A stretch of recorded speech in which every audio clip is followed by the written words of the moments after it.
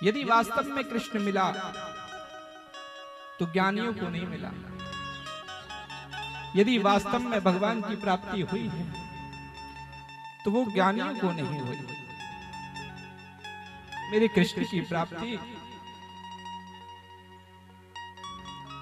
प्रेम से हुई।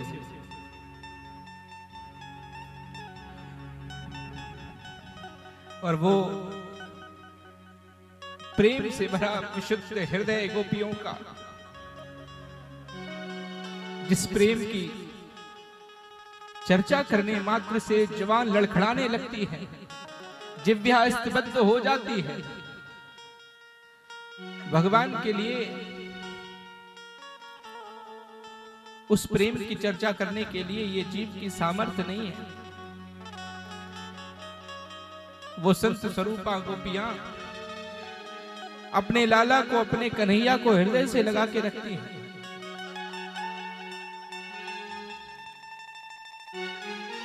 और वो गोपियां कोई झूठा प्रेम गोविंद से नहीं करती।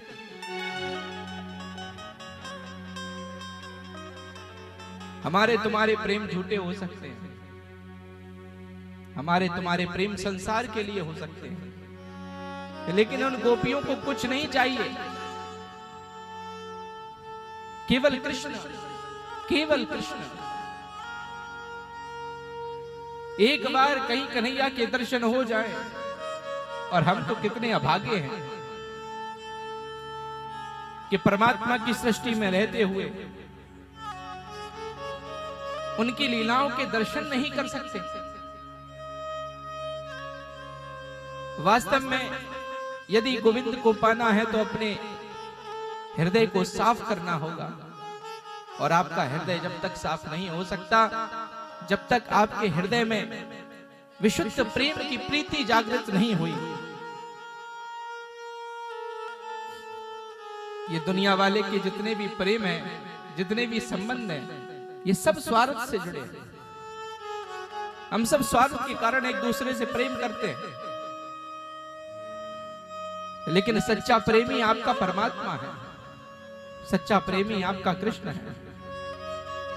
और जब एक बार कृष्ण से प्रेम हो जाता है तो फिर दुनिया में चित्त लगता नहीं है। और एक प्रेमी की दशा प्रेमी से अच्छा कोई नहीं जान सकता। जाकी ना फटे बेवाई बोका जाने पीर पराई। अरे जब तक तुम्हारी उंगली नहीं कटेगी तब तक तुम दूसरे की उंगली कटी है उसका दर्द महसूस ना कर पाओगे। तो मेरे प्यारे, इस संसार के लिए नहीं, कृष्ण के लिए जियो, गोविंद के लिए जियो, क्योंकि अंत समय में हमें उसी के धाम जाना है। और कौन से बेटे ने आज तक सुख दे दिया, कौन सी संतान ने आज तक सुख दे दिया, इतिहास गवाह है। एक केवल कृष्ण प्रेम के सुख के आगे ये सारे सुख फीके हैं। जिस दिन आपको सच्ची लगन भगवान से लग जाएगी ना, उस दिन आपको शर्म नहीं आएगी कि दुनिया आपको तिलक लगाने पर पुजारी बोलती है बोलती रहे, गाली देती है देती रहे, आपके वेश को गाली दे रही है, आपको नहीं दे रही, लेकिन आपको पता है ये वेश किसके लिए रखा है। वो तो आपको हजार आंखों से देख रहा है। आप क्या कर्म कर रहे हैं, आप पाप कर रहे हैं, आप पुण्य कर रहे हैं, वो सब जानता है। हम एक दूसरे को धोखा दे सकते हैं, लेकिन गोविंद को, परमात्मा को कभी धोखा नहीं दे सकते, कृष्ण को कभी धोखा नहीं दे सकते। इस संसार में जन्म लेकर के अगर आपकी प्रीति भगवान में हो जाए तो ये मानना कि आप पर प्रभु कृष्ण की सीधी सीधी कृपा है। आप वही गोपी हैं जो इस कलयुग में आकर के भगवान श्री कृष्ण को बच रही हैं।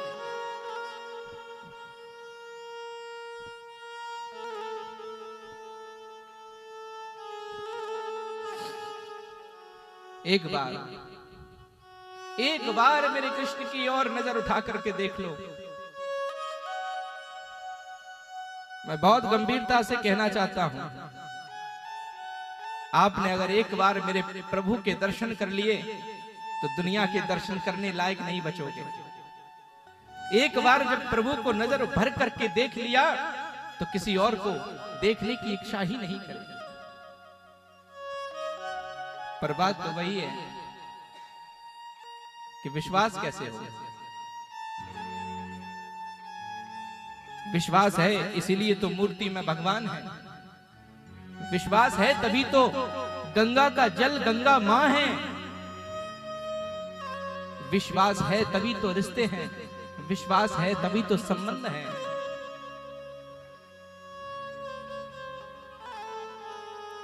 और विश्वास में भी सबसे पहले विष लगा है।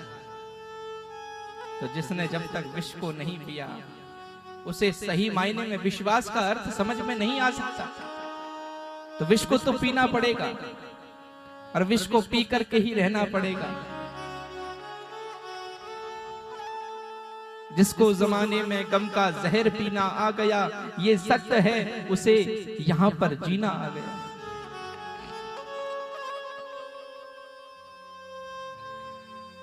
तो विष पीने का अभ्यास होना चाहिए। अपमान का, सम्मान का, मान का, प्रतिष्ठा का, अनुराग का, संसार का, रिश्तों का, संबंधों का, इस विश्व को पियो। और एक बार नजर भर के मेरे कन्हैया को देख लो, मेरे गोविंद को देखो।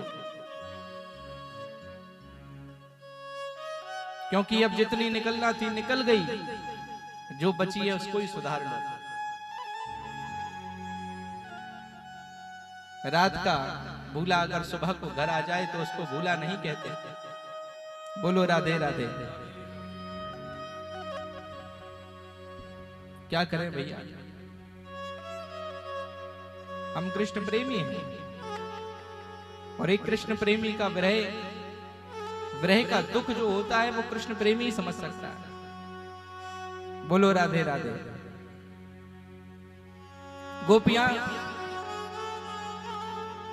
जब भगवान का चिंतन करने लगी तो अंत में गोपियों ने कहा कि भैया अगर कृष्ण नहीं आए तो हम सब गोपियां मिलकर के अपने प्राणों को यमुना जी में त्याग देंगे। और यमुना के किनारे बैठ करके भगवान का ध्यान करने लगे।